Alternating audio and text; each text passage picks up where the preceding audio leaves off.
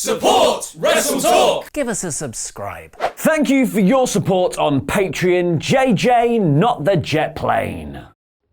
Hello and welcome to the WrestleTalk news. I am El Fakador Laurie Blake. And we're jumping right in with the main story and a major spoiler for last night's NXT. So if you don't want to know, hopefully there are some time codes in the description down below and you can skip right on past this section and onto the other stories for today's news. Right.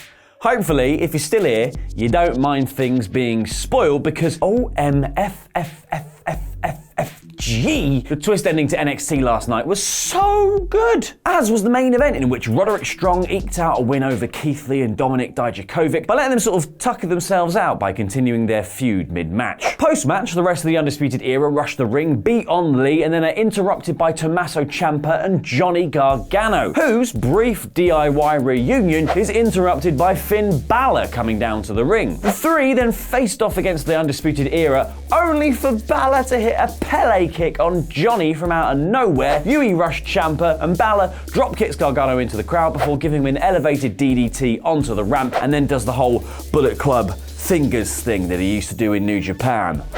Bow!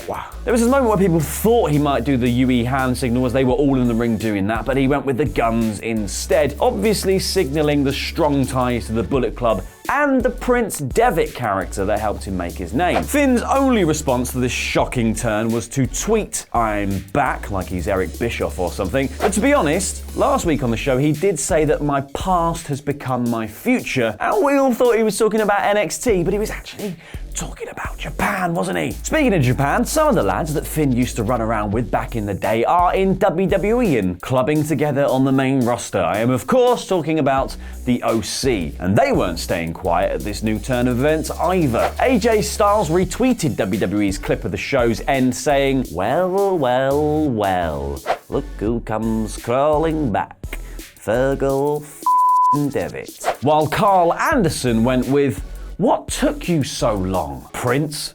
Hashtag hot Asian wife. I mean, he didn't use the hashtag, but you can tell he was thinking it. Could this be suggesting an OC team-up with an eventual OC versus Undisputed Era match down the line? Or will Finn become the 5th member in the UE, finally doing the weird hand signal thing that I can never get right the first time? Anyway, let me know what you thought of the heel turn in the comments down below and what you think they will do with Finn Balor going forward, because I think this is genuinely one of the most exciting heel turns in recent WWE history and could completely revitalize Finn Balor as a character, especially after the old main roster really sort of squeezed the life out of him as a babyface, didn't they? Now, while Finn's returning to the character of his past, AJ Styles is returning to the beautiful progressive city of Riyadh for Crown Jewel next week. On the bump, WWE's new morning show thing that's terrible, they announced that a 20-man battle royal would be held to determine the #1 contender to AJ's US title, and that Styles would then defend against that person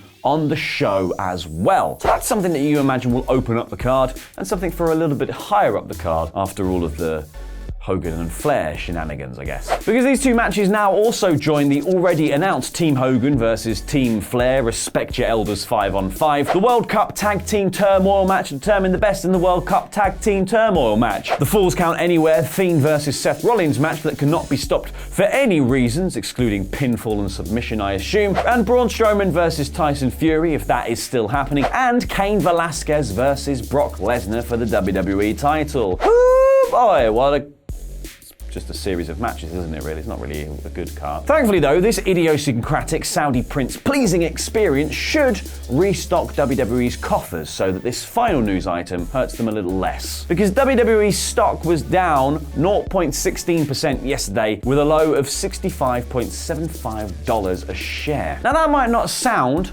that bad, but CNN are reporting that WWE stock is down about 10% this year overall, so that drop is actually quite important. And the company is trading more than 30% below its 52-week high, with some investors getting a little bit fidgety and thinking that we might have reached peak WWE. Never trust anyone saying peak anything. We'd apparently reached peak beard a few years back, but mine didn't exactly fall out, did it? And I'm on the cutting edge of fashion. I've got a hat. Now, some analysts are blaming this drop on declining ratings across the board, with Brandon Ross of Lightshed Capital saying ratings are a barometer of fan interest, and they have been going in the wrong direction. Thank you for explaining, Brandon, but he's actually right. There is also apparently concern over WWE's international TV deals and the hopes that they'll announce something big on October 31st during their Q3 earnings report. Now, the other big issue causing investors to sweat a little bit is the rise of AEW, which has been besting NXT in the ratings really rather handily. But